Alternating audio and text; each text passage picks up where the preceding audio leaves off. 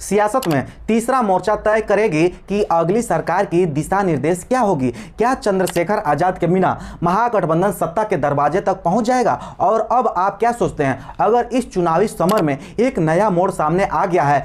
Bhim army के प्रमुख और नगीना से सांसद चंद्रशेखर आजाद ने एक ऐसी सियासी चाल चल दी है जिसे बिहार की राजनीति में गेम चेंजर भी माना जा रहा है। उनके इस मास्टर स्ट्रोक से महागठबंधन और एनडीए दोनों में ही हलचल मच चुकी है। सूत्रों के मुताबिक चंद्रशेखर आजाद अब बिहार में ओवैसी की पार्टी एआईएमआईएम के साथ मिलकर एक थर्ड फ्रंट बनाने की तैयारी में है। इस मोर्चे में उन सभी क्षेत्रीय दलों को जगह दी जाएगी जिन्हें महागठबंधन में नजरअंदाज कर दिया गया है। माना जा रहा है कि अगर यह गठबंधन आकार लेता है तो बिहार में चुनावी लड़ाई त्रिकोणीय नहीं बल्कि चतुकोणीय हो जाएगी, क्योंकि मायावती की बहुजन समाज पार्टी पहले से ही 243 सीटों पर अकेले चुनाव लड़ने का ऐलान कर चुकी है और वहीं अब चंद्रशेखर आजाद 40 सीटों पर लड़ने की तैयारी किए थे, अब 100 सीटों पर चुनाव लड़ने का भी ऐलान कर चुके हैं। तो बिहार में दलित और मुस्लिम मतदाता एक बड़ा वोट बैंक है। चंद्रशेखर आजाद और ओवैसी इन्हीं दोनों वर्गों का प्रतिनिधित्व करते हैं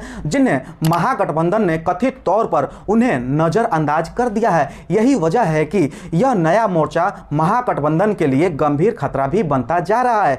विशेष बात यह है कि चंद्रशेखर आजाद सिर्फ राजनीतिक तक सीमित नहीं है, वे बिहार में अपनी उपस्थिति को मजबूत करने के लिए इस बार भीम आर्मी का स्थापना दिवस और राष्ट्रीय अधिवेशन पटना के बापू सभागार में आयोजित किए थे, जो 21 जुलाई को हुआ था। और इस कार्यक्रम में बिहार से लाखों समर्थक एकजुट हो करके आए थे। यह एक तरह का शक्ति का प्रदर्शन भी था जो चुनाव से पहले विपक्ष को एक स्पष्ट संदेश देगा। राजनीतिक विशेषज्ञों का मानना है कि यदि चंद्रशेखर आजाद और ओवैसी का गठबंधन बनता है तो कम से कम 40 से 60 सीटों पर महागठबंधन की स्थिति कमजोर हो सकती है। खासकर अनुसूचित जाति के लिए आरक्षण 48 सीटों पर चंद्रशेखर आजाद की मजबूती पकड़ मानी जाती है, तो वहीं मुस्लिम वोटों में एआईएमआईएम के घुसपैठ महागठबंधन की दशकों पुरानी पकड़ चुनौती दे सकती है। हालांकि एनडीए खेमे में फिलहाल चिराग पासवान, जीतन राम मांझी और सम्राट चौधरी जैसे चेहरे हैं जो विभिन्न पिछड़े और दलित वर्गों को साधने में लगे हुए हैं।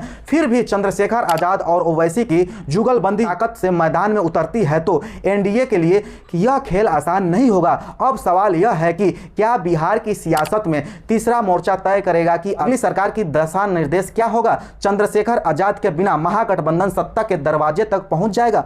और अब आप क्या सोचते हैं, अगर आजाद और ओवैसी एक साथ आते हैं तो क्या यह बिहार की राजनीति की दिशा ही बदल देंगे? क्योंकि अभी चंद्रशेखर आजाद 40 सीटों पर चुनाव लड़ने का ऐलान किए थे, फिर 100 सीटों पर चुनाव लड़ने का अकेले ऐलान कर चुके हैं। तो अब देखना यह होगा कि क्या चंद्रशेखर आजाद और ओवैसी गठबंधन करेंगे या नहीं। आपकी क्या राय है, आप लोग कमेंट बॉक्स में जरूर बताइए।